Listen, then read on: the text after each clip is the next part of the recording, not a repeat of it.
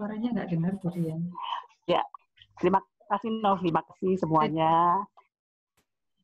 Ya, selamat pagi, salam sejahtera, assalamualaikum warahmatullahi wabarakatuh, Om Swastiastu.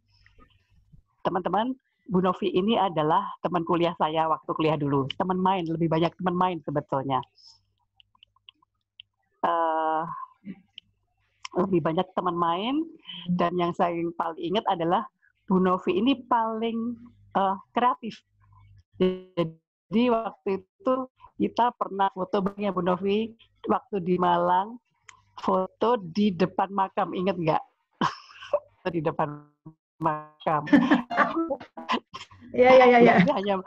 Ini hanya mengingatkan lagi aja. Jadi sebetulnya waktu itu kita ada di kebun teh, kemudian ini ada pohon bagus. Kita akhirnya foto-foto aja. Ternyata teman-teman itu adalah pohon Kamboja dan itu adalah di makam. Itu adalah kreativitas. Iya. Kemudian yang kedua yang saya ingat adalah kita pernah diajak sama Bu Novi untuk ke UGD. Ingat nggak Bu Novi? Ayo kita ke UGD. Untuk apa? Saya bilang gitu. Untuk tahu bahwa UGD itu seperti apa. Yaitu yang paling saya ingat dari kreativitas Bu Novi dan teman-teman kita berempat waktu itu. Bu Novi jangan ingat. Ingat. Terus aku lihat Dilakbar, istilahnya kereta yang kereta ya, yang kereta dorong untuk ngangkut pasien, terus ada selimut, saya langsung mules. Ayo pulang. Itu teman-teman, itu adalah salah satu kreativitas dari Bu Novi, dan saya yakin sampai sekarang pun beliau masih kreatif. Oke teman-teman, saya Dian. Topik ini akan saya sampaikan yaitu dengan judul Melepas dengan Hati, untuk menyelaraskan tubuh, pikiran, dan jiwa untuk berkarya. Apa sih nantinya melepas dengan hati? Teman-teman, ini adalah rangkaian sharing perjalanan kehidupan pribadi saya sebetulnya. Baik itu waktu di dunia kerja maupun di dunia sehari-hari. Jadi ini nanti adalah sharing, tapi kemudian ada teorinya sedikit, ilmunya sedikit. Kalau ini biar sinkron aja. Kita mulai teman-teman ya, kita mulai saja. Saya mulai dengan COVID-19. Di akhir tahun 2019, kita semua dikejutkan oleh kehadiran COVID-19. Tidak hanya di Indonesia, tetapi di seluruh dunia. Dan dampaknya bagi kita semua adalah, dampak pandemi ini adalah kesehatan terutama. Kesehatan dari kita banyak yang berpulang, kemudian kalau ada yang berpulang itu lingkungan di sekitarnya, keluarga di sekitarnya, itu banyak yang diisolasi, kemudian banyak aturan-aturan kesehatan yang berlaku, ada pemakaian masker, social distancing, physical distancing, PSBB istilahnya banyak sekali. Itu adalah dampak kesehatan buat kita semua. Dampak yang cukup besar sebetulnya. Tetapi di sisi yang lain ada dampak positifnya. Kita jadi aware terhadap kesehatan kita. Kita jadi lebih suka bersih, kemudian menerapkan protokol-protokol kesehatan yang sesuai dari aturan pemerintah. Itu semua adalah dampak positifnya. Kemudian dampak yang tidak kalah besarnya adalah dampak ekonomi. Dampak ekonomi ini berlaku di seluruh dunia juga, berlaku di seluruh Indonesia, dan berlaku hampir di semua keluarga. Karena sebagian besar dari perusahaan, kemudian perkantoran itu menerapkan karyawan. Pengurangan karyawan, kemudian ada bekerja dari rumah, dan otomatis itu akan mempengaruhi penghasilan keluarga. Penghasilan keluarga tetapi pengeluaran besar karena kita harus untuk kebutuhan sehari-hari, kemudian untuk membeli alat kesehatan yang kita perlukan pada saat pandemi ini. Itulah dampak dari ekonomi secara katakanlah negatifnya. Tetapi teman-teman, ada dampak ekonomi juga yang positifnya. Seorang teman saya penggiat UKM nasional bilang seperti ini ke saya, Mbak Dian, di saat pandemi ini saya banyak ketitipan pengusaha daster, pengusaha makanan frozen dari berbagai hampir seluruh Indonesia. Karena dia penggiat UKM di bawahnya bindaknya banyak. Mereka minta tolong ke teman saya untuk menjualkan hasil produksi mereka ke teman-teman UKM ini. Apa yang terjadi teman-teman? Penjualan daster itu hampir 500 pieces per hari, yang itu direseller ke teman-teman UKM. Demikian juga untuk makanan dan minuman kesehatan, itu luar biasa. Dan teman saya bilang, Mbak Dian tahu nggak, itu dari berbagai kalangan profesi loh. Ada yang guru, kemudian ada yang seorang arsitek yang kemudian merubah haluan jadi pengusaha. Mereka sekarang jadi kreatif. Nah, itu adalah salah satu dampak positif dari dampak pandemi ekonomi ini. Teman-teman, tidak hanya masalah ekonomi, dampaknya kesehatan, tapi juga dampak psikologisnya. Dampak psikologisnya banyak kita yang cemas, khawatir berlebihan, tidak tahu apa yang harus kita lakukan dengan pandemi ini. Itu adalah salah satu dampak negatifnya dari pandemi ini. Saya ada cerita teman-teman. Salah satu teman dekat saya yang biasanya bekerja, kemudian rajin olahraga, 3 bulan pertama di dampak ini tidak masalah. Tetapi sejak Juli dan akhir Juni, kemudian Juli, Agustus ini, apa yang terjadi? Dia hampir setiap hari bersin-bersin. Kemudian yang agak lebih parah lagi adalah mimisan. Dan menurut dokter, kemudian ke terapis holistiknya, mereka bilang bahwa ibu ini terkena stres karena pandemi ini. Stres halus istilahnya. Nah, ini adalah dampak psikologis. Tapi teman-teman, kalau kita mau membuka sedikit saja bahwa tentang dampak psikologis ini, bahwa setiap dari kita itu pernah mengalami krisis secara pribadi di setiap fase kehidupan kita. Contohnya begini, pada saat kita masih lajang, kemudian kita menikah, pasti ada penyesuaian yang kita sebut sekarang bahasa kerennya AKB atau new normal, itu pasti ada penyesuaian.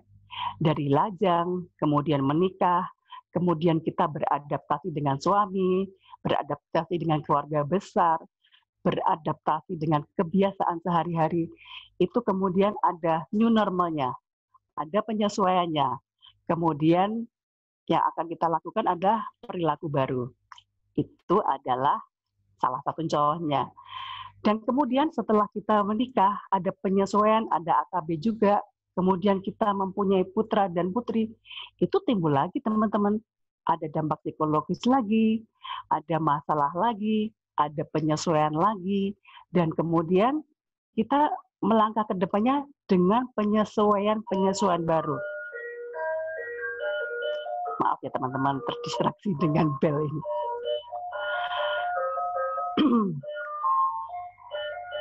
Yang saya garis bawahi di sini adalah bahwa setiap kejadian itu pasti ada fase masalahnya, kemudian penyesuaian, ada tidak hanya masalah, tetapi juga hal-hal yang positif yang kita alami. Kita lanjut berikutnya bahwa sebetulnya segala yang ada di dunia ini adalah tentang dua sisi teman-teman. Ada sisi positifnya, kemudian ada sisi negatifnya. Ada hitam, ada putih, kemudian siang juga berteman dengan malam. Kemudian kaki kiri melangkah bergantian dengan kaki kanan, itu membentuk suatu keindahan bahwa kita dengan tegak melangkah dengan eloknya, dengan indahnya. Itu yang harus kita terima. Kemudian ada suka dan duka. Tidak semua suka dan semuanya tidak semua duka. Semuanya saling bergantian. Hanya saja teman-teman, kita lebih suka menerima berkah-berkahnya, katakanlah itu kesehatan, kesuksesan, kemudian apa ya, maka itu lebih kita lebih mudah menerimanya. Tetapi di sisi yang lain kita menolak menerimanya. Misalkan musibah itu kalau bisa dikatakan kesedihan, kemudian kegagalan, itu contoh musibah kalau itu bisa disebut musibah. Dan itu betulnya untuk awal ini wajar sih. Tetapi sebetulnya kalau kita menerima salah satu di antaranya, kita akan nantinya kemudian merasa bahwa segala sesuatunya jadi tidak nyaman buat diri kita. Jadi sebetulnya dualitas itu bukan sesuatu untuk yang dihindari, namun harus diterima dan dilampaui pada akhirnya. Walaupun untuk menerima masalah seperti ini, masalah dualitas ini, itu tidaklah gampang. Bu Novi. Ya. Halo, sebentar. Ini materinya belum keluar memang ya? Ya. Kok belum keluar ya, Mbak? Sebentar. Oh. Maaf. Amin aku deg-degan. Maaf teman-teman.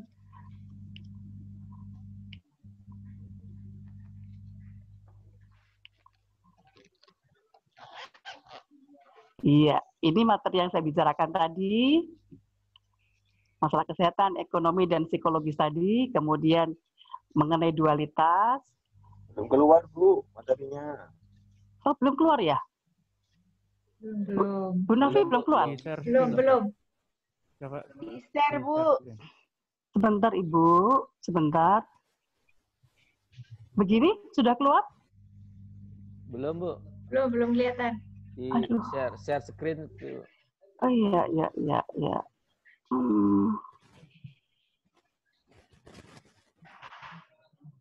Wah, ini baru sebentar balik. Yang hijau-hijau. Yang hijau, Mbak. Share screen. Terus cari filenya. Ya.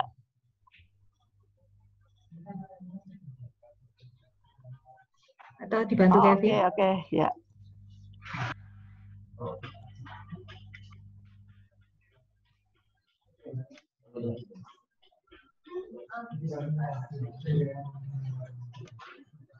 Nah, oke, udah kelihatan. Oke, sudah keluar materi. Slideshow sekarang.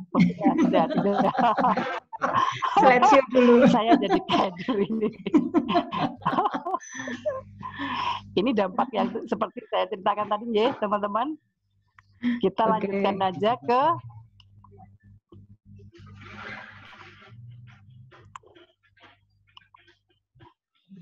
Bu Novi, saya boleh minta tolong. Kalau Bu Novi melihat gambar ini, apa impresinya? Relax. Oke. Sehat. Sepertinya sehat ya. Sehat. Happy. Konsentrasi. Konsentrasi. Ya. Awet muda. Awet muda. Terima kasih Bapak. Karena memang masih muda sih Pak. Oke. Teman-teman. Ya, ada lagi Bu Novi? Tenang dan bahagia. Ini tenang dan bahagia. Tenang dan bahagia. Menikmati hidup, Bu. Menikmati hidup. Aduh, terima kasih Ibu. Ibu sedang menikmati hidup ini ya. Iya. Teman-teman, manusia ini ada 3 unsur, yaitu tubuh, pikiran, dan jiwa. Kita semua sebetulnya udah tahu, mind, body, and soul. Tubuh ini adalah sesuatu yang kasat mata ini, dari ujung rambut sampai ujung kaki. Dan di tubuh ini ada yang namanya hati. Hati itu fungsinya adalah untuk menyaring toksin-toksin yang dari luar yang masuk lewat peredaran darah. Jadi demikianlah fungsi hati untuk di tubuh. Kemudian fungsi lain adalah dia sebagai alat untuk untuk menjalankan pikiran. Itu adalah fungsi berikutnya. Nah, kemudian pikiran ini adalah pikiran ini lebih abstrak, tetapi masih bisa dilihat oleh kasat mata kita dengan perilaku. Tapi itu nanti penjelasannya agak panjang. Pikiran pun juga punya hati, teman-teman. Hati quote unquote. Dia adalah gabungan antara tubuh dan pikiran. Nah, hatinya di mana? Pikiran ini hatinya ada di perasaan. Perasaan ini adalah bisa muncul karena emosi, karena pemikiran-pemikiran kita, itu adalah perasaan. Nah, fungsi utamanya sebetulnya mestinya itu juga menyaring segala perasaan kita. Nah, fungsinya seperti itu. Dan jiwa kita pun itu ada yang namanya hati.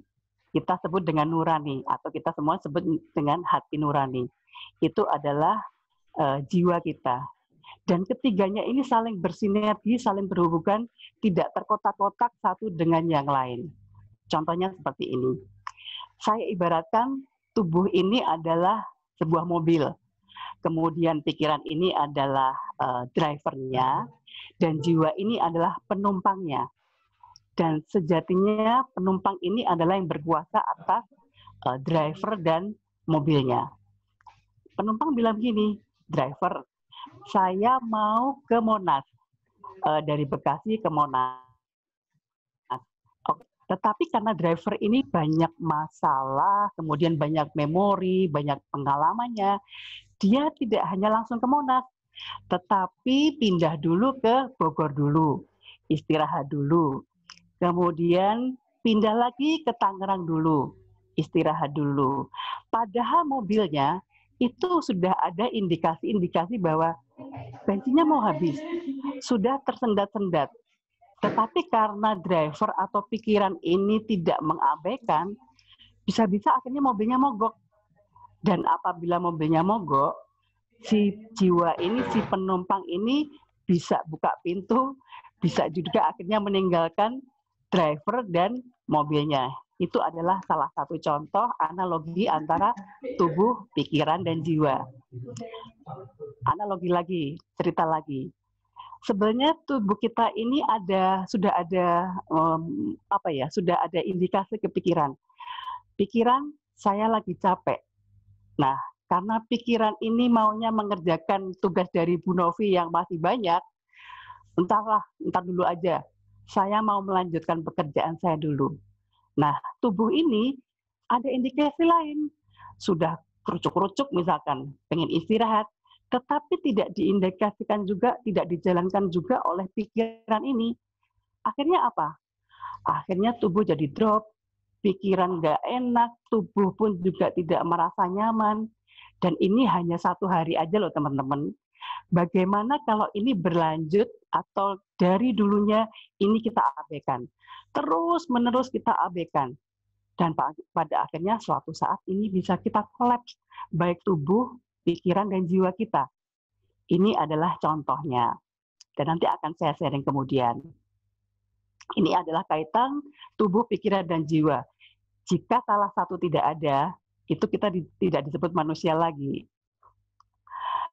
Jadi sebetulnya ketiganya mesti berevolusi untuk mengimbangi situasi di luar. Maksudnya evolusi gimana, Bu Dian? Evolusi bahwa kita harus aware terhadap sinyal-sinyal dari tubuh kita. Dikasih makanan yang bagus, kemudian mungkin ada diet juga, kemudian pikiran juga diberikan asupan-asupan emosional yang bagus, pengetahuan yang bagus, jiwa pun juga didamaikan. Itu adalah evolusi bahwa situasi di luar demikian evolusionernya juga, ada virus yang semakin berkembang biak yang kita tidak pernah tahu akan ada apa lagi. Nah, perilaku-perilaku di luar juga semakin banyak kejahatan dan semakin banyak. Dan tentunya ini adalah diri kita sendiri yang harus aware, harus sadar terhadap apa yang terjadi di tubuh kita. Jadi menjadi manusia ini adalah kesempatan kita untuk mempelajari diri kita sendiri sebetulnya. 3 masalah kemelekatan. Apa ini ya, Dian? Teman-teman, kalau kita menyadari bahwa banyak varian di luar sana terhadap masalah-masalah yang terjadi di diri kita, sebetulnya ada 3 masalah besar yang saya bilang seperti ini. Biasanya saya sebut gini, yang kita remedial di sini. Kok remedial? Ya, kata kita selalu berulang-ulang di area ini, yaitu di harta, tahta, dan cinta. Kok cinta? Kok bukan wanita? Kalau dulu kan harta, tahta, dan wanita. Wah, saya nggak setuju teman-teman. Kan kita wanita bukan sumber masalah. Benar nggak Bu Novi? Jadi sebetulnya harta, tahta, dan cinta di kita ini banyak sekali kita remedialnya. Contohnya begini, ada seorang klien saya bilang begini, Bu, kenapa masalah saya di kehidupan ini tuh banyak sekali di harta? Main saham, selesai. Ratusan juta. Kemudian jadi pengusaha batu-batuan mulia. Itu juga habis ditipu juga. Kemudian ada lagi hobi-hobi yang menghabiskan uang dan akhirnya habis begitu saja.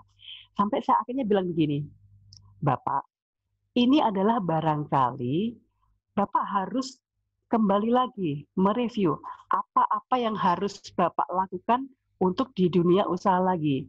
Dan Bapak harus sharing ke orang lain, ke pengusaha yang lain. Kenapa bisa terjadi seperti ini? Ini barangkali adalah misi kehidupan Bapak. Saya akhirnya bilang seperti itu.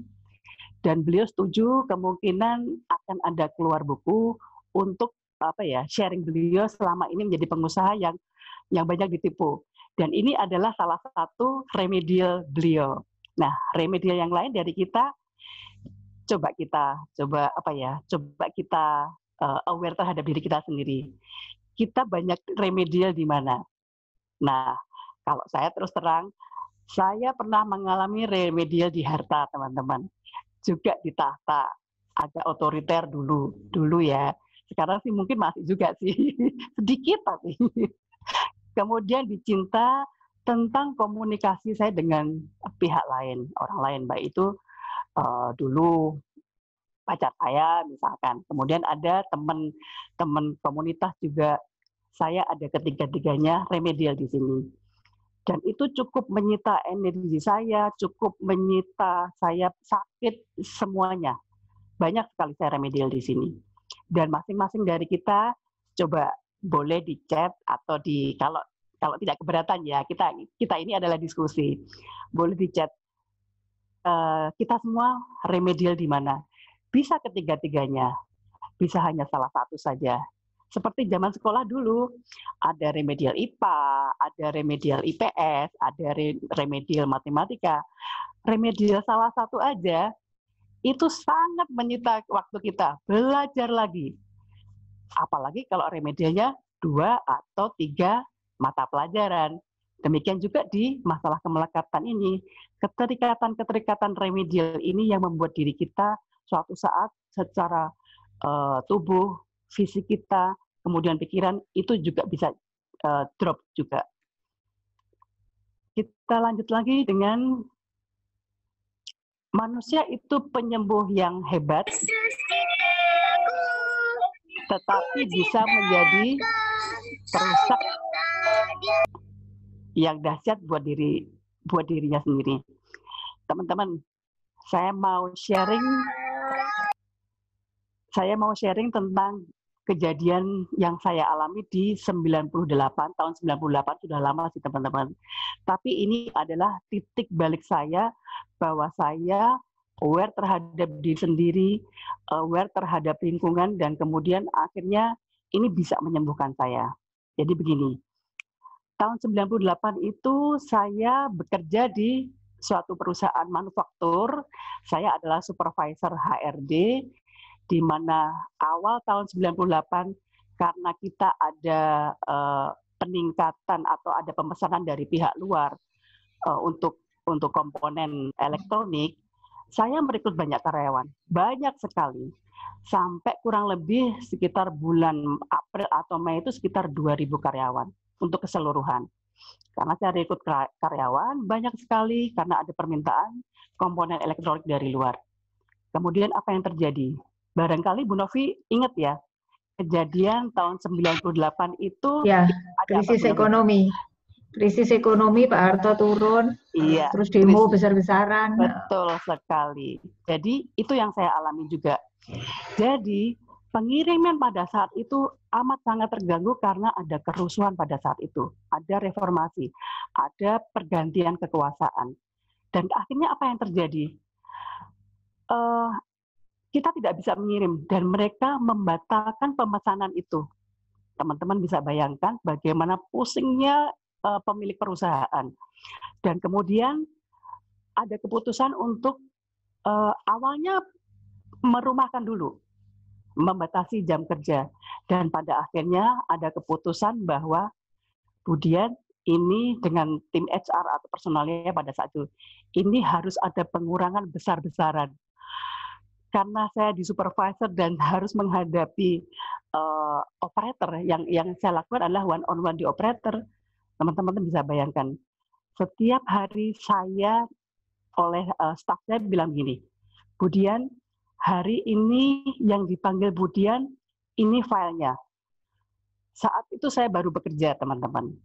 Kemudian langsung menghadapi situasi yang cukup saya, ini mau diapain? Ini mau diapain? Saya tanya ke diri saya sendiri. Setiap hari saya pusing, kemudian mual, setiap hari, itu hampir setiap hari. Saya menghadapi karyawan dan karyawan bilang, Budian, kalau saya di PHK, apa yang akan saya lakukan dengan keluarga? Itu yang selalu terngiang di dalam diri saya. Itu adalah pertama, teman-teman. Jadi di satu sisi, saya menghadapi PHK lumayan besar-besaran pada saat itu. Di sisi yang lain, ternyata di keluarga pun saya menghadapi situasi di mana saya harus menerima bahwa anak atau putri pertama saya didiagnosa mild autism atau autis ringan. Saat itu memang tidak ada second opinion buat saya. Tidak ada saya harus ke psikolog siapa atau harus ke dokter siapa lagi. Saya harus terima kondisi semacam itu. Dan kemudian saya harus memutuskan apakah saya harus bekerja lagi, artinya tetap mempertahankan pekerjaan saya. Sedangkan saya menurut dokter harus segera memberikan terapi ke anak saya. Waktu itu sekitar masih 3 tahun sih. Dan mild autism itu adalah autis yang sangat ringan. Dan dokter menyarankan jangan disekolahkan di sekolah khusus, tetapi tetap disekolahkan di sekolah biasa. Hanya saja segera terapi. Itu dilema yang luar biasa, teman-teman. Sangat amat, dan itu terus terang aja saat itu saya drop sekali. Artinya situasi perusahaan, kemudian dengan situasi keluarga. Pada akhirnya saya memutuskan saya berhenti dari perusahaan. Tetapi kan saya sudah PHK sekitar 100 orang lebih, dan itu masih berlanjut sebetulnya. Kemudian saya tinggalkan perusahaan, kemudian saya menangani anak saya, mendampingi anak saya untuk terapi. Itu yang saya lakukan. Kemudian saya berusaha juga untuk menyeimbangkan diri saya. Di tahun 98 juga saya belajar relaksasi dengan meditasi dan Reiki. Nanti saya akan sharing sedikit praktek dari meditasi. Dan itu cukup membantu saya pada saat itu. Walaupun akhirnya tetap perjalanan kesehatan saya pun juga banyak turun juga. Tetapi itulah bahwa manusia itu penyembuh yang hebat, tetapi bisa menjadi perusak buat dirinya sendiri. Nah, cerita kedua, teman-teman. Kurang lebih 15 tahun lalu, saya kok sering pusing, kemudian leher kaku, kemudian pundaknya nggak enak, perasaan nggak enak. Apa yang terjadi? Saya cek ke dokter. Berapa teman-teman kolesterol saya? 312. Itu yang sangat tinggi. Padahal borderline-nya adalah untuk kolesterol adalah 200.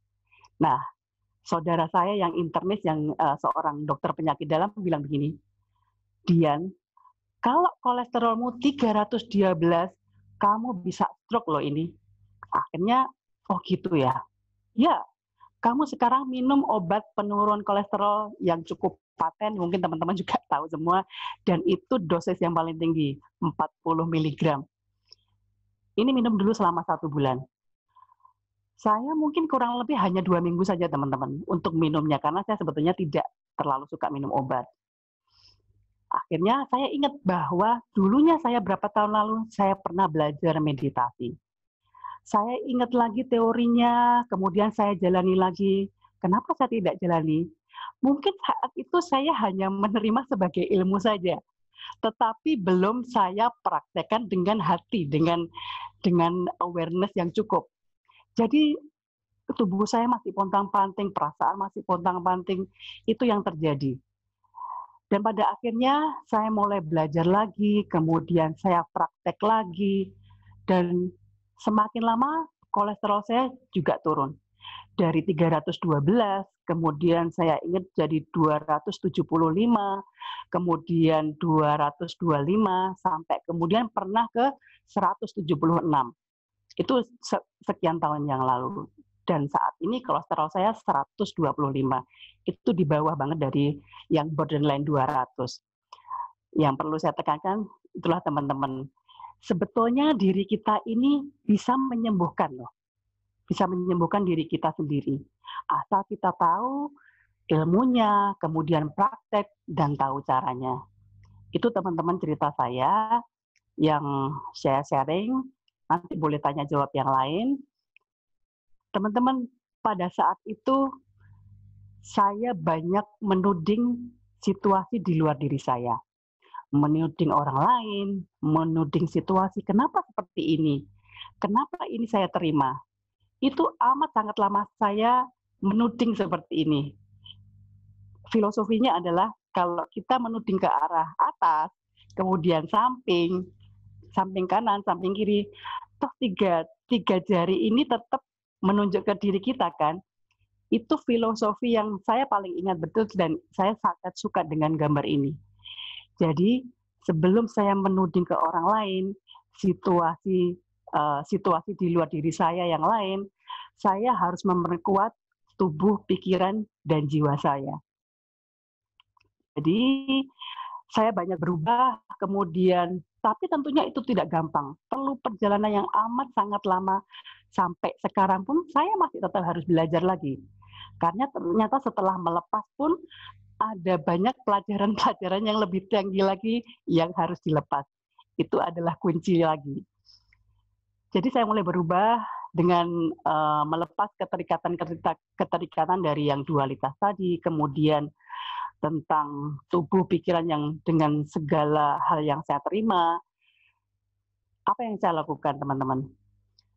Saya waktu itu terima kondisi saya bahwa saya marah, saya kecewa, saya sedih dengan segala yang saya terima pada saat 98 itu. Saya terima aja dengan segala kesedihannya, dengan segala pernak-pernik, kemudian tubuh saya yang sakit, saya terima semuanya. Kemudian setelah saya terima, teman-teman, ternyata ada proses untuk memahami. Proses memahami ini juga lama, teman-teman. Perlu waktu yang lama, saya tidak semudah saya berbicara seperti ini. Jadi saat itu saya memperluas wawasan saya, oh, mild autism itu seperti apa? Autis itu seperti apa? Itu saya merubah diri saya menjadi terapis, karena sebetulnya pada saat itu terapisnya 3 bulan waiting list. Jadi saya sendiri harus mengalami, saya harus menghandle anak saya di rumah dulu. Ada panduannya sih, tetapi dari situ saya jadi kreatif, teman-teman. Sangat kreatif, dan itu tidak ada di buku-buku. Karena saat itu buku tentang pengetahuan seperti itu amat sangat jarang. Kalau sekarang kan tentang psikologi perkembangan itu banyak. Tetapi saat itu saya sama sekali tidak ada. Dan saya kreatif untuk menghandle anak saya. Contohnya seperti ini. Pada saat saya mengajari abjad A, B, C, D, E ke anak saya, itu saya berhenti sampai di E aja. F, G, H, I, anak saya tidak tahu. Tapi saya ingat, anak saya, putri saya amat sangat suka dengan angka. Nah, saya jadi ingat, oh dia suka angka. Akhirnya saya ambil buku besar, saya tulis angka 1, dan saya kasih abjad di bawahnya. S, A, T, U. Jadi saya dapat huruf S, saya dapat huruf T, dan saya dapat huruf U. Itu adalah untuk angka 1. Kemudian angka 2, angka 3. Angka 3 saya tulis T, I, G, A. Itu nggak ada di buku loh teman-teman. Saya hanya belajar dari anak saya sebetulnya. Saya dapat angka, saya dapat abjad T, dapat I, dapat G. 4 juga demikian. Saya tulis 4. E, M, P, A, T. Saya dapat abjad M, dapat P, dan dapat T lagi. Demikian seterusnya. Nah, itulah teman-teman kalau kita dihadapkan pada situasi yang kadang-kadang menurut kita tuh kesedihan, tapi timbul kreativitas dalam diri kita. Itu adalah 2 sisi lagi kalau kita sebetulnya mau berbesar hati. Nah, dalam proses memahami ini teman-teman, saya juga menyelesaikan dengan one-on-one juga. Saya berbicara dengan keluarga terdekat saya. Saya berbicara dengan dokter anak saya. Juga kemudian juga berbicara dengan perusahaan saya pada saat itu, karena saya sempat dipanggil. Saya resign sebetulnya masih diperlukan, tetapi karena saya harus memutuskan, saya memilih anak saya bahkan one-on-one berbicara dengan perusahaan, bahwa saya sudah tidak bisa untuk menangani masalah ini lagi. Dalam berproses ini teman-teman, luar biasa. Awalnya adalah saya menyalahkan orang lain atau situasi di luar diri saya. Itu adalah proses pertama dalam memahami. Dan yang kedua adalah saya menyalahkan diri saya sendiri. Jadi pada saat proses menyalahkan orang lain yang pertama tadi, itu semua berlalu. Tetapi pada saat semua berlalu, justru saya menyalahkan diri saya sendiri. Oh, kenapa ya? Mungkin saya tidak harus bekerja waktu itu. Kenapa anak saya seperti ini? Banyak hal. Oh, kenapa mungkin saya tidak ada masukan ke orang lain? Selalu menyalahkan diri sendiri. Itu adalah proses kedua. Dan pada akhirnya dengan berjalannya waktu yang panjang juga, proses pertama dilalui menyalahkan orang lain sudah berlalu, kemudian menyalahkan diri sudah berlalu, dan yang ketiga ada teman-teman, saya tidak menyalahkan siapa-siapa lagi. Saya hanya paham bahwa, oh, ini yang harus saya terima. Tapi teman-teman, itu prosesnya lama sekali.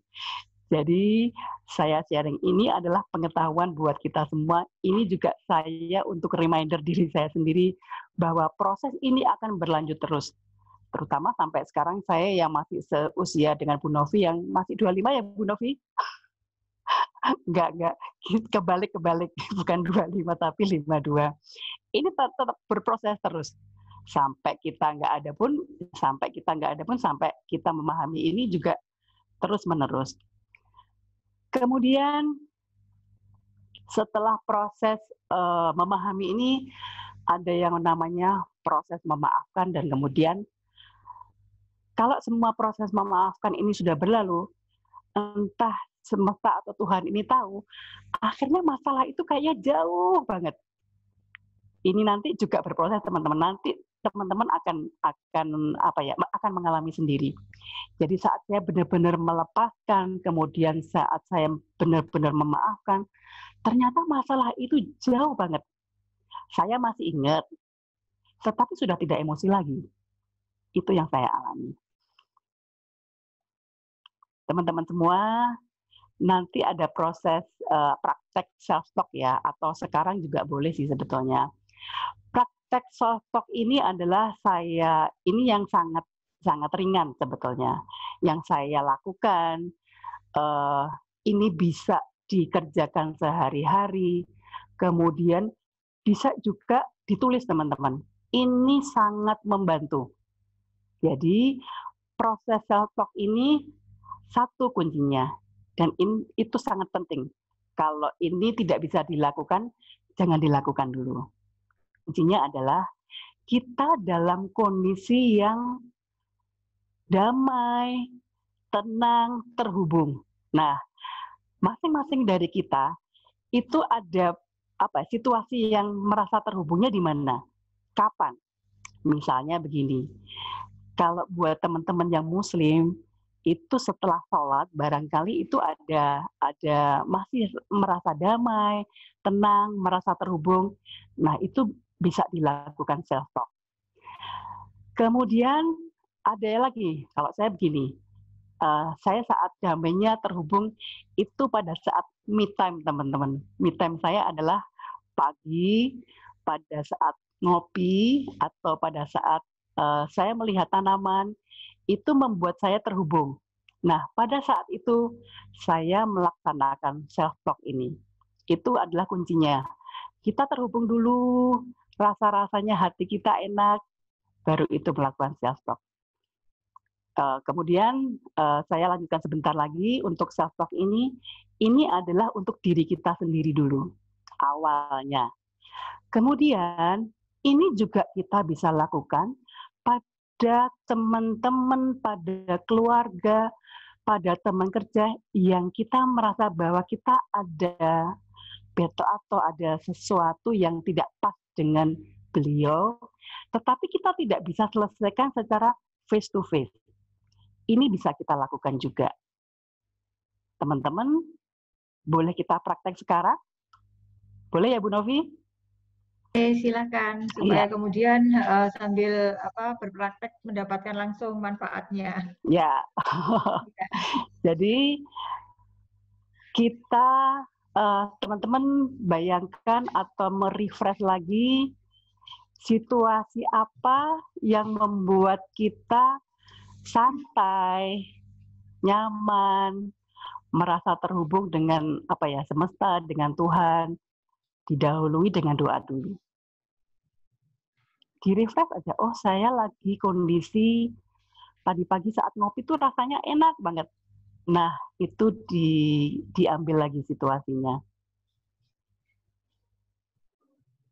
Ya, kalau sudah, kita memaafkan diri kita sendiri.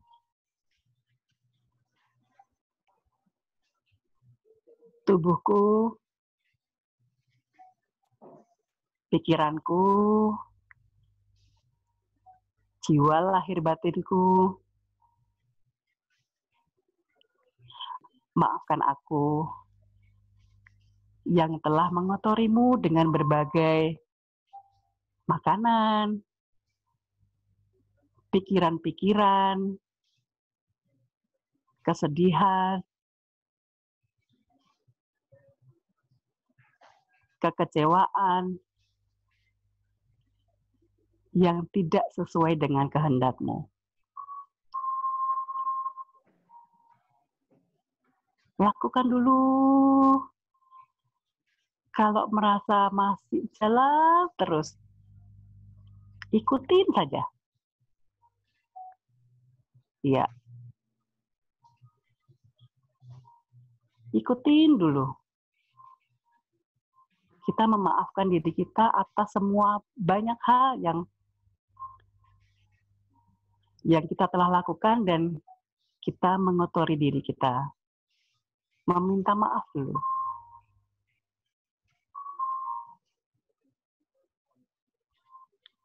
Baru kemudian kalau merasa sudah nyaman, sudah enak, dan ada clue untuk berhenti, kita lanjut yang kedua. Kita berterima kasih ke diri kita atas segala hal,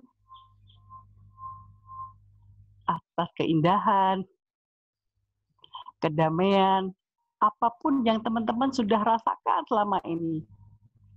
Berterima kasih ke nafas, yang kita nafasnya nggak usah beli. Berterima kasih ke keluarga, berterima kasih ke diri kita sendiri, pikiran-pikiran kita, berterima kasih ke bimbingan hati nurani kita, yang sebetulnya sudah kita terima, tapi kadang-kadang kita abaikan. Terus saja teman-teman. Dan setelah bilang terima kasih ke diri kita sendiri, kita bilang ke diri kita sendiri juga, I love you.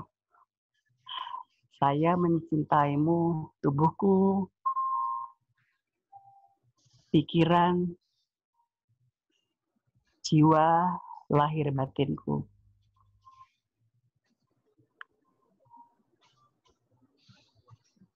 Terima kasih teman-teman buat yang sudah ikut bersama untuk praktek ini. Nah, teman-teman, praktek ini adalah praktek untuk diri kita sendiri dulu.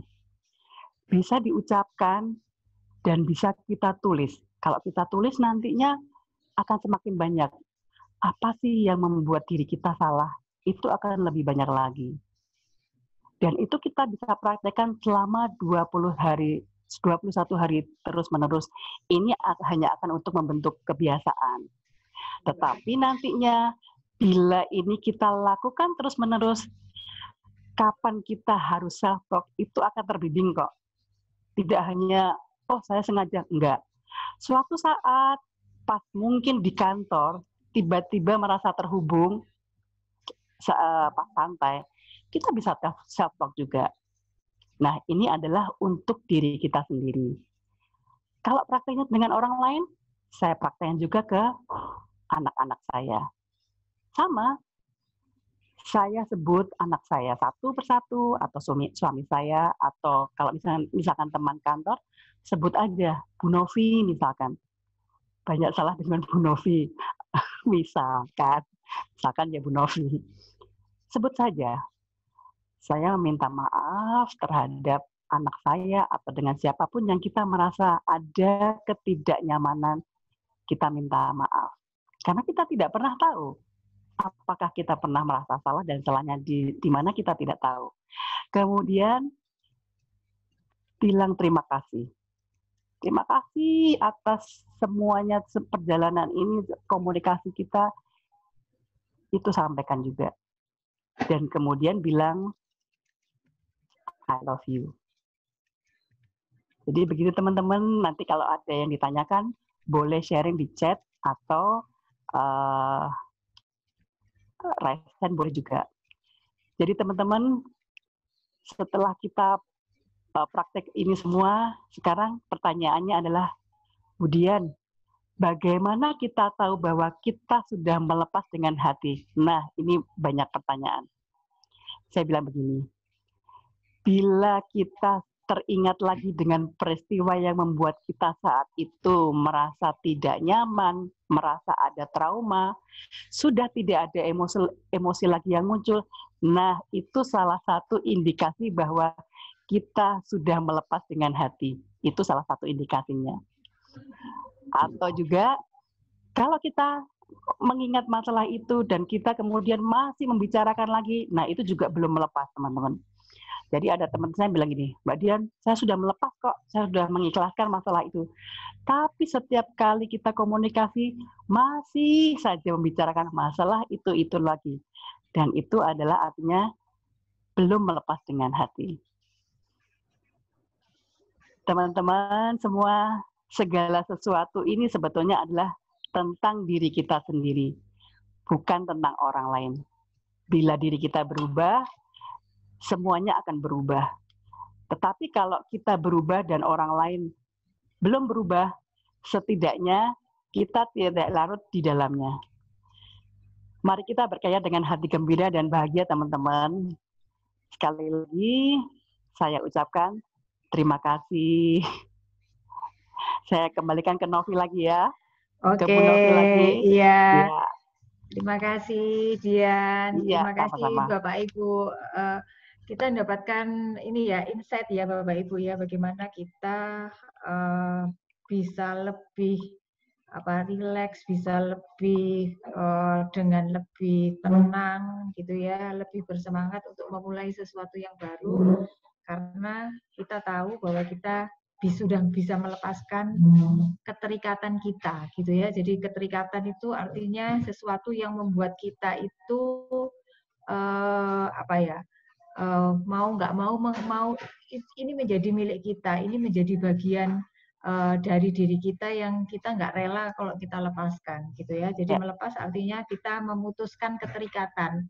saya masih ingat ketika waktu itu Bu Laila, mungkin Bu Laila ini Ketua Asosiasi Psikologi Positif Indonesia. Itu dia cerita tentang bagaimana dia melepaskan keterikatan dengan suaminya. Mereka masih tetap hidup bahagia, tapi melepaskan keterikatan kepemilikan terhadap suaminya. Jadi dia menggunting keterikatan itu secara simbolik lah kayak gitu. Dengan putri pertamanya gitu ya, kemudian juga dengan anak keduanya gitu ya. Jadi yang sulit adalah ketika melepaskan keterikatan dengan anak keduanya cowok gitu. Seperti itu. Saya cuma tanya, Bu, gimana ya caranya melepaskan dia? Caranya menggunting itu kayak gimana ya? Terus diajarin lah saya. Diajarin gitu. Jadi ketika itu lepas tuh benar-benar rasanya ada beban tuh yang lepas plong gitu loh. Betul. Namanya yang keluar dan lepas, dan kemudian besok paginya saya mendapatkan sesuatu yang yang menggembirakan, yang waktu itu saya tidak bayangkan sama sekali gitu. Jadi rasanya kosong gitu. Terus oleh alam, oleh Gusti Allah itu diisi dengan yang baru gitu. Karena sejatinya alam ini seimbang gitu ya. Jadi kalau ada sesuatu yang nggak kosong, yang sudah kosong kayak udara lah gitu ya, tabung udara kosong, pasti dari luar akan masuk digantikan dengan yang baru. Betul. Seperti itu. Itu saya pernah ini tadi kaitannya dengan keterikatan gitu. Mungkin beberapa teman yang lain pun pernah mengalami kejadian serupa, tetapi mungkin nggak pakai istilah keterikatan atau apa gitu ya. Iya. Oke. Terima kasih. Dan tadi yang disampaikan Bu Dian tadi, ketika dalam situasi yang sangat sulit, ada masalah yang cukup berat di pekerjaan, kemudian di keluarganya juga demikian, melakukan terapi untuk putrinya sendiri, dan sampai sekarang putrinya ini mungkin udah selesai ya, kuliahnya di psikologi Unpad, meskipun tadi katanya autisme gitu ya. Gitu. Jadi kalau yang sekolah psikologi mungkin yang sekolah psikologi mungkin tahu juga bahwa psikologi Unpad itu adalah psikologi yang harus dari IPA masuknya gitu ya. Sementara yang lainnya kebanyakan IPS. Kalau ini benar-benar harus IPA, dan di sana biasanya mudah masuknya itu keluar. Mungkin mau cerita tentang putrinya lagi, Bu Dian, mau menambahkan? Ya, jadi itu saya terapi itu hanya terapi speech terapi aja, karena memang diagnosanya adalah mild autis yang sangat ringan. Ini sebetulnya putri saya autis enggak, seperti itu ada dalam hati saya sebetulnya, tapi saya sudah tidak mempedulikan apapun diagnosanya. Saya tetap mengacu pada dokter, jangan disekolahkan di sekolah khusus. Jadi saya tetap disekolahkan di sekolah biasa, SD biasa, SMP, dan pada saat SMA itu wakil dari SMA-nya untuk Olimpiade Matematika. Jadi matematika dan bahasa Inggrisnya bagus dari SMP. Nah, kemudian untuk masuk ke perguruan tinggi itu hasilnya dari asesmen saya di kantor saya sekarang di BSD, bahwa saya bilang begini, pilih salah satu dari hasil asesmenmu walaupun dia sebetulnya ada pilihan lain. Akhirnya dia bilang, saya mau di psikologi, tapi saya nggak mau belajar yang IPS. Dia bilang gitu. Akhirnya ya salah satunya dari IPA ya dia kan di IPA. SMA-nya di IPA. Dia bilang, saya nggak mau yang IPS. Jadi satu-satunya ya di psikologi Unpad. Dan akhirnya, iya. Dan akhirnya 2 minggu kemarin anak saya diwisuda sebagai sarjana psikologi. Begitu Bu Novi. Jalannya luar biasa. Terima kasih Bapak, terima kasih semuanya. Itu perjuangan banget sih. Makanya saya share seperti ini, salah satunya adalah barangkali bisa berguna buat teman-teman yang lain. Begitu Bu Novi. Oke, ya baik. Ini ada beberapa pertanyaan Bu Dian. Dari Bu Esterwati. Mungkin yang lain sambil bertanya, kalau mau tanya langsung bisa raise hand, atau bisa tuliskan pertanyaannya. Ya. Bagaimana cara meditasi yang benar? Ini Bu Esterwati itu. Terus ada lagi Pak Yunus tanya, bagaimana cara mengendalikan emosi supaya di dalam mengambil keputusan tidak salah? Seperti itu, ini bisa dijawab jadi satu. Ya. Apakah menjadi tidak peduli juga bagian dari memaafkan dan membiarkan pergi? Jadi menjadi tidak peduli itu adalah bagian dari melepaskan keterlekatan tadi. Pertama meditasi yang Ini benar, bisa yang kedua dulu. Iya, meditasi yang benar apa? Yang cara kedua mengendalikan emosi. Cara mengendalikan emosi supaya tepat mengambil keputusan. Iya. Meditasi yang benar sebetulnya begini, saya harus ini ya teman-teman, ini sharing dari saya sendiri, saya pribadi, saya tidak mengambil dari yang lain. Buat saya, meditasi itu adalah keseharian, fokus keseharian. Jadi bukannya duduk tenang, enggak, itu hanya salah satu aja. Jadi meditasi itu adalah, ada dua, meditasi gerak dan meditasi hening. Meditasi gerak itu adalah meditasi keseharian. Jadi misalnya gini, kalau saya lagi masak, ya saya masak aja, nggak mikir yang lain. Itu adalah salah satu meditasi gerak. Kalau saya lagi baca buku, saya akan off-kan HP saya. Dan saya fokus ke baca buku aja. Itu sebetulnya adalah meditasi. Kemudian kalau meditasi hening, ya saya secara sadar bahwa saya harus menenangkan pikiran yang seperti praktek self-talk tadi itu adalah meditasi hening. Kalau meditasi yang benar, sebetulnya nggak ada benar salah sih. Itu hanya masalah praktek, itu hanya masalah apa ya? Iya, yang kita alami. Tapi yang utama tadi adalah seperti waktu yang pertama saya bilang bahwa sebelum meditasi kita hening dulu. Hening aja teman-teman, itu susahnya ampun. Coba sekarang misalkan gini, saya duduk hening. Itu pikiran lari ke sana, lari ke sini. Tadi kompor udah dimatiin belum ya? Itu. Aduh, besok ada tugas dari Bu Novi yang belum saya selesaikan. Nah, kembalinya adalah ke nafas lagi aja. Kalau pikiran kita lari ke sana ke sini, itu kembalinya adalah ke nafas kita lagi. Teman-teman, itu bukan sesuatu yang gampang. 5 menit saja, itu sudah bagus. Tetapi itu harus kita lakukan terus-menerus agar kita bisa mengendalikan pikiran yang seperti monyet yang kesana kesini, loncat kesana kesini. Itu adalah salah satu meditasi yang benar. Ya saya bilangnya yang benar ya, tapi sebetulnya nggak ada benar salah sih. Itu hanya masalah apa yang kita alami saja. Tetapi salah satunya adalah panduannya seperti itu untuk Bu Esterwati. Kemudian mengendalikan emosi. Teman-teman, kehidupan kita itu adalah laboratorium buat keseharian. Jadi, tentu saja itu harus latihan juga. Misalnya kalau kita emosi kita tinggi, tentunya ada reaksi-reaksi dari teman-teman atau di sekitar. Nah, itu salah satu indikasi laboratorium, saya bilangnya begitu. Bahwa, oh ini adalah emosi seperti ini, saya terlalu ketinggian. Ya, itu adalah keseharian kita dan dari lingkungan terdekat kita. Jadi seperti itu tadi. Bagaimana cara mengendalikannya? Tentu saja salah satunya dengan belajar self-talk tadi, belajar meditasi tadi. Itu salah satunya. Dan dengan sadar, ya kita harus tahu kenapa saya emosi seperti ini muncul. Apakah ada masalah-masalah di kehidupan lalu yang terdahulu di masa kecil yang saya membuat emosi saya seperti ini. Itu juga bisa kita tulis lewat self-talk tadi. Itu salah satunya. Mungkin bisa terjawab. Kemudian, apakah yang ketiga ya Bu Novi? Apakah menjadi tidak peduli itu bagian dari melepas? Juga bagian dari memaafkan. Oh. Ya, memaafkan dan membiarkan pergi. Oke. Menjadi tidak peduli itu ada yang... Jadi cuek gitulah kayaknya ya, gitu. Okay. Jadi kayaknya, istilah kita mengabaikan. Oke. Jadi saya bilangnya begini, itu ada yang kita sadari, ada yang kita tidak sadari. Artinya begini, kalau kita terlalu banyak emosi-emosi yang kita pendam, kadang-kadang itu bisa menjadi cuek kita. Apakah itu bagian dari pelepasan?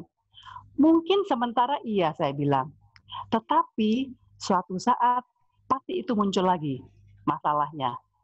Jadi kalau itu cuek itu barangkali ya cuek aja lah, biarlah untuk melepaskan. Saya bilang itu hanya sementara, Bu Novi. Suatu saat pasti masalah itu muncul lagi, emosi itu muncul lagi. Nah, kalau cuek itu seolah-olah begini, kita sudah melepaskan banyak hal. Yang seperti saya bilang tadi, kok kayaknya masalah itu jadi jauh banget. Itu adalah cara alam semesta, cara Tuhan, bahwa kita sudah selesai di situ. Nah, itu indikasinya. Saya bisa jawabnya demikian, Bu Novi. Mudah-mudahan bisa dipahami. Iya, semoga bisa dipahami Pak Gosian, Pak Yunus juga, gitu ya. Terus ini ada pertanyaan yang sebenarnya tadi sudah terjawab secara tidak langsung. Kenapa mesti 21 hari tadi? Ya. Membentuk habit ya. Membentuk habit ya, betul. Dan sebetulnya begini Bu Novi. Pada saat 21 hari ini kalau kita mau apakah kita mau self talk atau mau kita tulis, awalnya pada saat kita tulis itu mungkin terbata-bata. Artinya hanya sedikit aja, misalkan forgive me. Memaafkan diri sendiri. Awalnya yang kita tulis tuh kayaknya sedikit, tapi dengan jalannya berhari-hari kemudian kita jadi lebih terbuka lagi. Oh, ternyata kesalahan saya itu banyak. Nah, bisa seperti itu juga. Jadi itu yang kita bisa lakukan 21 hari itu bisa merilis banyak hal sebetulnya. Di samping untuk habit juga. Jadi mungkin sehari 2 hari pertama kalau kita tulis, oh saya minta maaf atas kesedihan saya, titik misalkan. Tetapi ternyata di hari kedua, ketiga, ternyata itu semua keluar. Nah ini memang salah satu bentuk terapi kalau saya bilang ya. Dan itu rilisnya lumayan mempengaruhi diri kita sih. Itu adalah gunanya 21 hari. Oke. Ya. Baik, semoga ini juga ya semoga menjawab pertanyaan dari siapa di Pak Hafnidar gitu. Terus ini beberapa yang menyampaikan terima kasih banyak Bu Dian, ilmunya sangat bermanfaat. Oh, sama-sama. Karena bagaimana dalam agama kita juga diminta untuk selalu bersyukur karena tidak ada yang sia-sia yang Allah ciptakan seperti itu. Betul, terima kasih. Terus lalu ada yang nanya tadi untuk mendapatkan saat-saat kita terhubung itu biasanya kalau sholatnya khusyuk, pikiran tidak kemana-mana. Oh iya itu bagus sih. Iya. bagus. Yeah. Bisa juga setelah itu bisa juga dengan self talk tadi setelah itu bisa juga. Oke. Lalu kemudian ada pertanyaan dari Wati, ini teman kita. Untuk step ketiga adalah forgive dan letting go. Apakah tidak cukup hanya melakukan forgive saja? Jika tidak cukup, mengapa dan apa bedanya? Jadi kan tadi ada 3 tahap nih, forgive, thank you, sama love kan. Nah, apakah tidak cukup sampai forgive aja kayak gitu loh? Oh ya, gini teman-teman. Sebetulnya forgive, kenapa hanya sampai di I love you itu ya? Kenapa? Apakah tidak cukup di forgive aja? Bukan dia. Oh, gimana? Silakan. Tadi kan ada accepting ya nomor 1. Okay. Which is I'm agree. Accepting, understanding, kemudian yang ketiga kan forgive and letting go. Nah, oke. Biasanya saya mengajarkannya persis seperti Dian, cuman tanpa ada letting go. Nah, itu if that apakah itu udah cukup ataukah apakah memang harus dengan letting go? Kalau misalnya hanya sampai forgive aja, bedanya di mana ya Dian ya? This is just sharing gitu loh. Ya. Coba sharing ya Dian. Ya. Kenapa kita izinkan pergi itu kan? Kalau saya oke. Jadi gini, saya menganalogikannya seperti ini. Kita mempunyai suatu bola. Kalau kita hilangkan itu separuh, itu sudah separuh yang hilang kan? Nah, kalau separuh lagi masih ada dalam pikiran kita, yang seperti Bu Novi tadi bilang, semesta ini tahu Bu, bahwa ini masih kita pegang. Loh. Jadi tidak akan diberikan lagi oleh semesta sesuatu yang baru. Itu yang akan selalu kita pegang terus-menerus secara mental ini ya. Jadi memang harus kita izinkan dia untuk pergi agar ada sesuatu yang baru yang kita dapatkan lagi. Kalau kita sudah memaafkan kemudian tidak mengizinkan pergi, itu masih nempel di diri kita, Bu Wati. Itu pengalaman saya. Oke, itu maksudnya. Iya, iya. Okay, jadi kalau masih menempel di mental kita, ya semesta ini tahu kamu masih menempel loh, walaupun kamu secara apa ya, verbal sudah bilang, oh saya ikhlas, saya memaafkan. Tapi kalau secara mental kita masih pegang itu, semesta tidak, semesta itu cerdas, semesta itu tahu kamu masih memegang kok gitu, dan itu tidak akan diberikan sesuatu untuk mengisi yang kosong tadi. Iya, mengerti. Itu sih analoginya seperti itu. Got it. Terima kasih Bu Wati. Bu Wati ini yang ke sesi 2 ya Bu Wati. Iya. Oke, itu sangat tusuk jarum. Tusuk jarum. Ya, benar, karena kesehatan tubuh itu juga dari kesehatan psikis sebenarnya. Betul. Karena kebanyakan klien yang datang itu tidak terlepas dari sebenarnya masalah dari psikologisnya dia. Betul. Jadi saya harus mengajarkan 3 hal ini. Kebetulan ini ada gitu dari dia ini. Makanya saya lagi pikir kenapa harus letting go ya, nggak cukup dari forgive saja gitu loh ternyata. Nah, karena itu. Oke, jadi saya dapat tuh yang baru hari ini dia. Oke, terima kasih Bu Wati. Jadi memang semesta ini cerdas Bu Wati. Iya, betul. Jadi kalau kita masih memegang, tahu loh. Iya. Sama seperti seperti analogi kalau kita mau belajar yang baru, kita harus mengosongkan gelas kita. Ya, supaya apa namanya dapat ilmu yang baru. Ilmu yang baru lagi. lagi. Kita penuh, kita tidak akan dapat ilmu yang baru. Saya rasa mungkin analoginya sama seperti itu. Iya, betul. Ya, oke. Terima kasih Bu yang cantik. Bu Wati. Iya. Ini ada yang menyampaikan juga, alhamdulillah bisa mendapatkan ilmu yang luar biasa. Bisa dibilang kita jarang berterima kasih kepada diri sendiri. Betul. Salah satu tanda untuk bersyukur adalah meminta maaf dan berterima kasih kepada diri sendiri. Terima kasih banyak Budian. Ini kayaknya Dwida deh. Dwi Chandra ini dari STIAM, nggak tahu ya. Kalau Dwida teman baik saya, teman sekamar saya, teman kuliah saya. Itu namanya? Iya. Oke. Boleh barangkali ada teman yang lain mau sharing. Ini adalah dari pengalaman pribadi saya. Jadi kalau ada sharing dari teman yang lain, barangkali ini juga bisa berguna buat teman yang lain juga. Monggo silakan. Ya, kalau ada yang mau tanya langsung silakan bisa raise hand. Ini masih ada, kalau nggak ada ini saya sambungkan ya, masih ada yang bertanya, apa bedanya letting go dengan melupakan? Tadi sebagian sudah dijawab atau mungkin mau ditambahkan lagi, Budian? Letting go dengan melupakan. Melupakan itu, kalau saya bilang melupakan itu gimana ya? Ada mekanismenya. Kadang-kadang tidak bisa dijelaskan secara kasat mata sih ya. Melupakan itu kadang-kadang itu anugerah juga kalau saya bilang. Jadi kalau bedanya dengan melupakan, kalau belum dari hati pasti akan muncul lagi. Itu kuncinya sebetulnya. Jadi kalau saya bilang udah saya lupakan aja. Tapi kalau itu belum benar ikhlas dari hati, teman-teman nanti bisa dialami sendiri. Pasti itu muncul lagi. Itu sebetulnya kuncinya sih.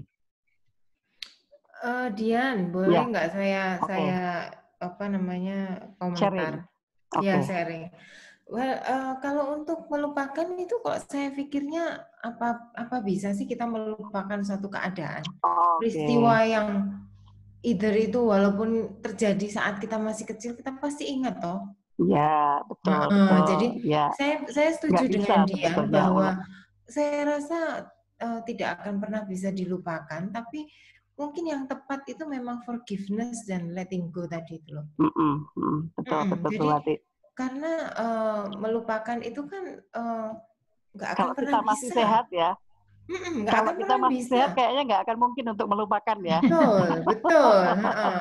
Kejadian pada masa kecil pun kita pasti masih ingat. Misalnya dulu waktu kecil kita dibully misalnya. Oh ya. Saya cenderung gendut dari kecil gitu. Jadi apa namanya sering diiwal-iwal toh, apa sih diiwal-iwal? Dicubit pipinya. Kan itu kan nggak enak ya, sakit sebenarnya. Tapi ya gimana? Ternyata itu setelah saya dewasa saya tahu, oh memang kalau lihat anak gendut itu kecenderungannya gemes, pengen iwal-iwal gitu kan ya.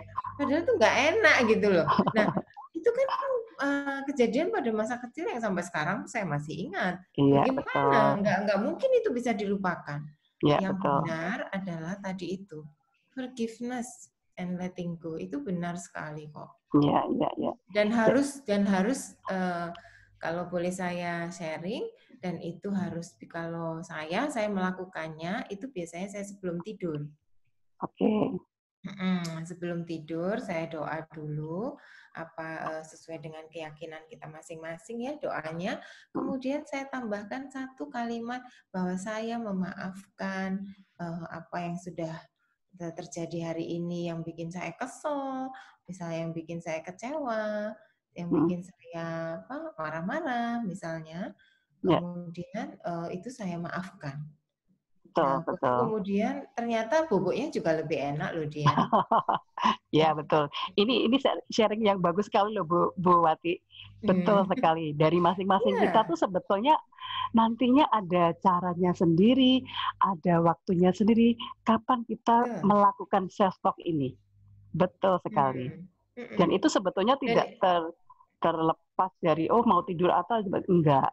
Betul. Tapi kebetulan saja sih saya lakukannya sebelum tidur itu karena supaya ada beberapa juga klien yang terbantu pada orang yang memang dia susah tidur, ada insomnia seperti itu. Akhirnya saya ajarkan step-step ini. Alhamdulillah kok ya bisa membantu istilahnya begitu ya. Betul. Jadi kalau psikisnya terbantu, insya Allah badannya juga jauh lebih nyaman. Betul. Terima kasih sharingnya Bu Wati. Luar biasa Bu Wati ini. Terima kasih Wat. Sama-sama Novi. Ini semua supaya bermanfaat bagi Iya. Supaya bermanfaat bagi audiensnya juga yang ada di sini. Kemarin kebetulan makanya kemarin waktu pada sesi saya kan juga saya berikan bahwa betapa pentingnya untuk memanage emosi. Iya. Betul. Karena sebetulnya kalau boleh saya cerita lagi ya, Bu Wati sama Bu Novi. Boleh dong, kan ini sesinya Dian. Oh ya. Jadi begini, pada saat kita stres atau kita banyak masalah, itu ada hormon kortisol yang keluar, yang sebetulnya itu harus keluar lewat air mata. Tetapi kalau segala emosi yang terpendam, kekecewaan yang terpendam, tidak bisa dikeluarkan lewat air mata, nantinya akan ada payudara yang menangis, rahim yang menangis, kepala yang menangis. Itu istilahnya ya. Karena ada pendaman-pendaman itu dan akhirnya larinya ke fisik. Ada cancer. Saya mau itu juga bisa juga dijelaskan kok secara fisik ya. Betul. Fisik itu kalau di dalam ilmu kesehatan timur, Chinese medicine, bahwa lever, hati yang tadi Dian ceritakan, bahwa hati itu fungsinya adalah sebenarnya mengatur aliran energi semua organ. Jika hatinya tidak benar, maka aliran energinya ke semua organ tidak akan pernah benar. Nah, yang harusnya naik ke atas, dia akan turun ke bawah. Yang harusnya turun ke bawah, dia akan naik ke atas. Contohnya, seperti misalnya kita, pengen muntah. Lambung itu kan harusnya energinya ke bawah. Jika dia energinya ke atas, maka kalau kita banyak pikiran yang nggak jelas begitu, akhirnya asam lambungnya meningkat, akhirnya terjadilah reflux. Reflux, pengen muntah atau gumoh itu namanya. Nah, terus kalau yang sudah parah, jadilah GERD. Ya, seperti itu. Jadi bisa dijelaskan secara fisik juga bisa dijelaskan. Iya. Itu barangkali hanya 2 hari ya Bu Wati. Bagaimana kalau itu berlangsung selama berlanjut berlama-lama? Nah, itu masalahnya. Jadi pengetahuan seperti ini adalah untuk dipahami dan nantinya kita alami juga. Iya, betul. Ya. Jadi memang benar kok harus sinkron antara body, mind, and soul itu harus sinkron. Iya. Keren. Ini kolaborasi nih. Nyambung. Karena ini kan karena kreativitasnya Bu Novi itu loh. Itu tadi saya bilang. Jadi Bu Novi ini masih kreatif sampai sekarang itu kan luar biasa. Coba kalau nggak kreativitasnya Bu Novi, kreativitasnya teman-teman pendam jauh di dalam bumi. Iya, ini jadi tahu semua kan, luar biasa semuanya. Oke. Terima kasih sebenarnya untuk Bu Novi ya dia. Iya, betul. Bermanfaat untuk semua lah, kita semua happy juga kok. Ternyata kreativitasnya masih dibawa sampai sekarang. Ya, oke. Ingat nggak waktu itu foto di Jalan Ijen? Iya, itu yang mau saya bilang. Kan kalau teman-teman yang pernah ke Kota Malang, Jalan Ijen itu kan pohon apa ya itu palemnya itu kan besar-besar. Palem apa ya? Palemnya besar-besar. Terus zaman kita berapa tahun yang lalu itu kan masih bagus-bagus gitu kan, rumah-rumahnya juga masih asli gitu. Jadi kita foto-fotoan lah di sana. Fotonya malam hari. Terus gak ada tukang kok fotonya. Kurang seru ya. Gak ada tukang foto. Karena waktu itu fotonya belum kayak HP pakai tongsis lah, nggak ada tripod. Kayaknya harus diulang gitu. Harus diulang. Terus ya Bu Novi, ada tukang keripik singkong lewat pakai gerobak. Tukang keripik bohong ya, saya ingat. Bapaknya, Pak, ayo tak foto bareng-bareng, habis itu dia minta tolongin motoin kita. Kayaknya perlu diulang itu, Novi. Iya, itu kreativitasmu itu luar biasa. Luar biasa dia. Mungkin bisa ditanyain sama tim MSI juga, apakah masih seperti itu juga di kantor. Tapi itu yang bikin Bu Novi juga salah satunya awet muda ini. Oke, Bu Novi. Oke, nanti itu sesi reuni. Ini ada lagi yang belum dijawab nih. Iya. Dari Bu Prenti untuk melakukan self talk untuk teman-teman kantor kan banyak gitu kan. Jadi ketika self talk tadi itu untuk supaya kita ini mau istilahnya berbicara dengan masing-masing hatinya teman-teman di kantor, perlu disebut satu persatu atau bisa langsung disebut beberapa nama sekaligus, jadi rombongan gitu. Jadi pakai koma gitu, misalnya Novi, Dianwati, Tuti, Linda, maafkan saya. Sesuai EYD. Gimana? Oke. Kalau kita merasa bahwa dengan menyebut satu-satu itu nyaman buat kita, itu sebut saja Ibu. Tetapi biasanya kalau dengan berjalannya waktu, saya selalu bilangnya begini, untuk teman-temanku di kantor X, misalnya di kantor MS ini, terima kasih atas semuanya, maafkan saya, I love you. Itu sudah cukup. Tapi itu dengan banyak latihan dulu ya. Nah, itu. Supaya bisa ngomongnya tulus gitu ya, ngomongnya benar-benar dari dalam hati. Iya. Jadi itu bisa kita lakukan di kantor Bu Novi. Jadi Bu Novi bisa lakukan itu ke teman-teman kantor dan teman-teman kantor bisa lakukan semuanya.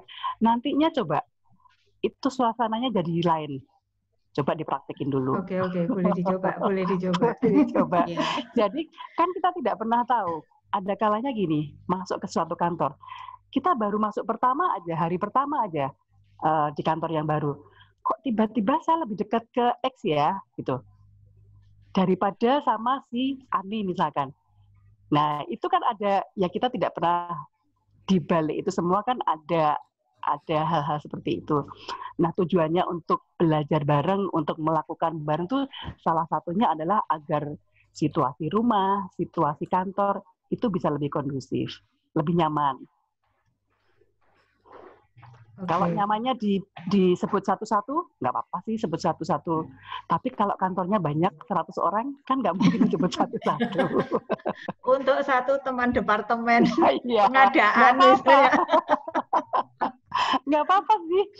Tahu kok semesta ini tahu sebetulnya. Tapi kan untuk menyebut itu hanya untuk kepastian keyakinan diri kita. Kalau kita jadi lebih saya lebih ada masalah dengan si X, itu nggak apa-apa juga. Tapi kalau untuk teman sekantor MSI, semua sudah tahu sebetulnya, semesta tahu itu. Begitu Bu Novi. Oke. Ini masih ada satu lagi dari Pak Bayu nih. Ini pertanyaannya ini, kenapa terutama wanita bisa memaafkan tapi tidak bisa melupakan? Ini kayaknya pengalaman pribadi Pak Bayu nih, karena cowok ya. Kenapa?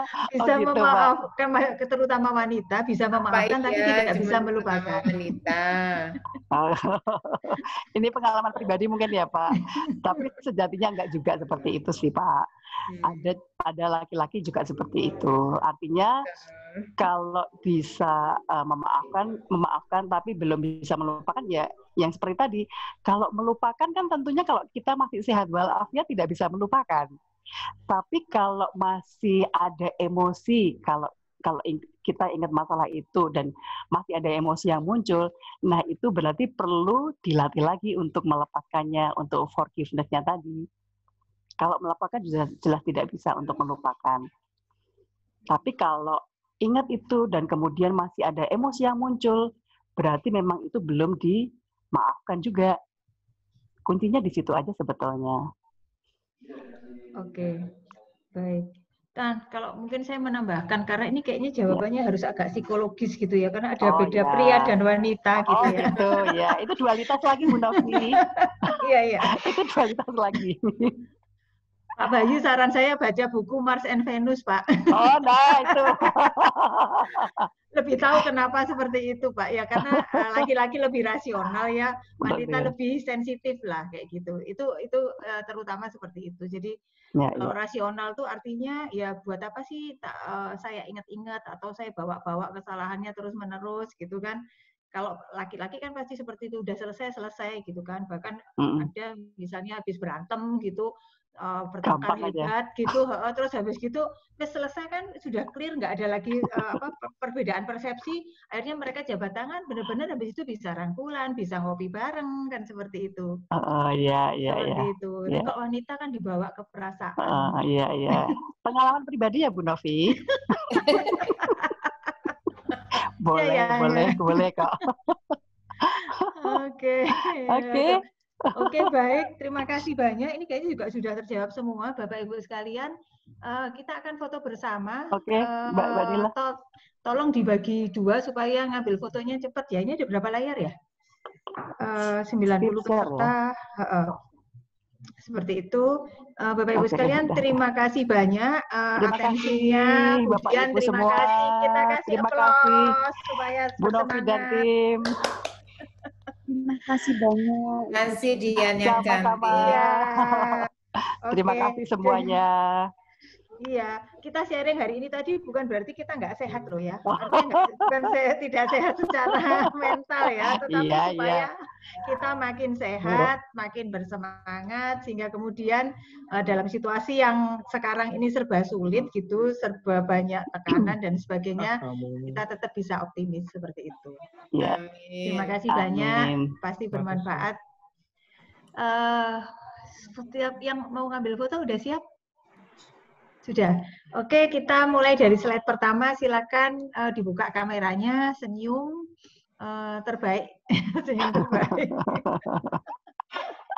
Biar kelihatan bahagia ya Bu Novi. Iya. Oke, siap Bapak ya Kevin? Oke, siap ya. 1, 2, 3. Oke, slide kedua. Sudah siap? 1. 2. Lagi. 3. 1, 2, 3. Masih ada lagi? Sudah selesai. Baik Bapak Ibu sekalian, terima kasih banyak. Kemudian sharingnya Sabtu depan kita masih ada lagi sharing, masih ada 2 sharing lagi di hari Sabtu tanggal 15, sekarang 15 ya, tanggal 22 dan tanggal 29 Agustus kita masih ada sharing lagi. Kita bersama Pak Bahrul Ulum dari Nestle Indonesia gitu dengan tema apa ya kemarin ya, bagaimana purpose dan values itu bisa membantu kita untuk membangun tim yang solid seperti itu. Terima kasih banyak, semoga bermanfaat. Selamat berakhir pekan semuanya. Selamat siang. Selamat siang semuanya. Bu Dian, Mbak Novi, Evi, thank you so much. Terima kasih. Terima kasih. Terima kasih Dian, nama Novi. Sama-sama, terima kasih. Bapak Ibu nanti jangan lupa ternyata ngisi ini ya, form feedback ya. Nanti yang membutuhkan sertifikat akan bisa dikirimkan dari sana. Nanti di grup kita akan kirimkan form feedback-nya. Terima kasih. Terima kasih. Dari macam-macam kota loh. Ada yang dari Palembang tadi, Banyuwangi, terus mana lagi dari Bali tadi ada. Hebat. Terima kasih. Terima kasih. Ya, ini karena Novi jadi terhubung semuanya.